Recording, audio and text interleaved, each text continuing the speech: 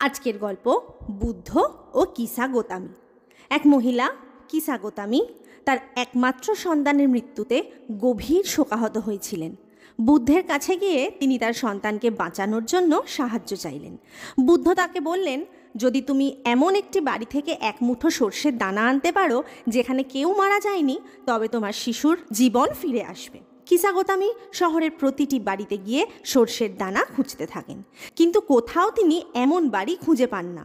সব বাড়িতেই কেউ না কেউ মারা গেছে। তখন তিনি বুঝতে পারেন যে মৃত্যু সবার জীবনেই আসে এবং এটি অবধারিত।